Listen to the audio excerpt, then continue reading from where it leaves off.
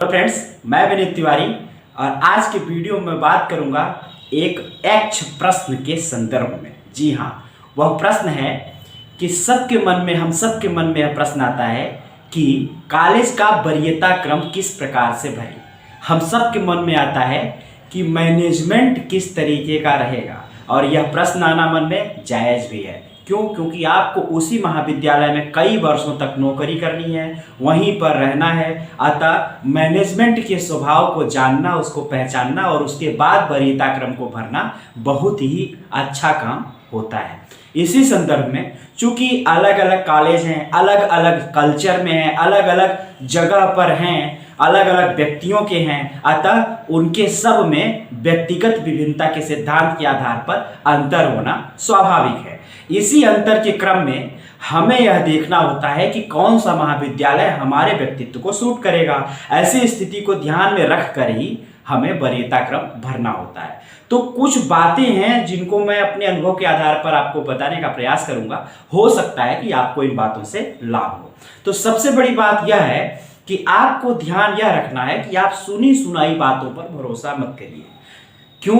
क्योंकि हम लोग कई बार देखते हैं कि हमें किसी खास मैनेजमेंट या किसी विशेष मैनेजमेंट या जिस कॉलेज में आप जाने वाले हैं उस मैनेजमेंट के बारे में कोई बात कोई एक आदमी बता देता है और उसी के संदर्भ में हम पूर्वाग्रही हो जाते हैं और वैसा ही अपने दिमाग में बना लेते हैं कि हमें उसमें नहीं जाना है, और हम उस कॉलेज को बाद में भर देते हैं और जिस कॉलेज को कोई अच्छा कह देता है उसको हम पहले भर देते हैं।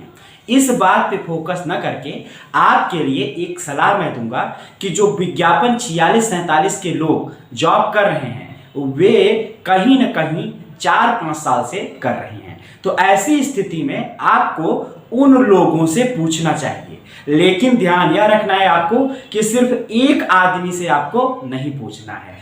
क्यों? क्योंकि हो सकता है कि मैनेजमेंट का संबंध उस आदमी से बुरा हो तो वह उस महाविद्यालय को बुरा कह दे, और उस व्यक्तिगत पर्टिकुलर आदमी के साथ मैनेजमेंट का संबंध बहुत अच्छा हो तो वह मैनेजमेंट को बहुत अच्छा कह दे। इस स्थिति से बचने के लिए जो प्लस माइनस का एरर आता है उस त्रुटि से बचने के लिए आपको कम से कम 3 व्यक्तियों से पूछना चाहिए। अच्छा महाविद्यालय वह है जिसे हर वर्ग के लोग अच्छा कहें। कई बार देखने को यह मिलता है कि जब कोई मैनेजमेंट बायस्ड होता है, पक्षपातपूर्ण रवैया अपनाता है, तो किसी विशेष व्यक्ति के लिए, किसी विशेष वर्ग के लिए कुछ अलग भाव रखता है।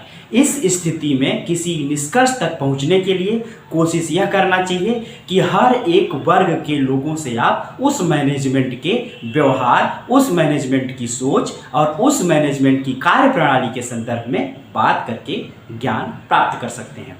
तो किसी होलिस्टिक निर्णय पर पहुंचने के लिए और मैनेजमेंट के अपने एक स्वभाव को जानने के लिए पूरे बृहदता के साथ ठीक तरीके से हर एक वर्ग के लोगों से बात करने पर यह पता चलता है कि समानता का भाव, न्यायप्रियता का भाव और अन्य अपने कर्मचारियों के लिए एक अपनापन, परिवार का भाव मैनेजमेंट में है कि नहीं, एक आनंद भी ले पाएंगे।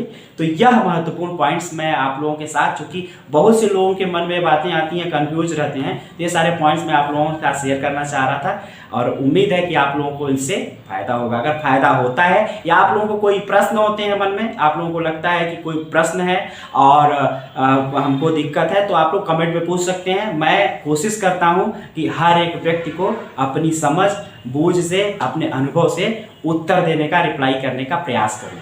तो ऐसी स्थिति में आप लोग कोई भी प्रश्न आपके मन में आता है आप लोग पूछ सकते हैं, और चैनल को सब्सक्राइब करिए और लोगों को जोड़िए ताकि हम लोग बढ़िया से एक लर्निंग टुगेदर वाले माहौल में साथ साथ सीख सकें, एक दूसरे का सहयोग कर सकें।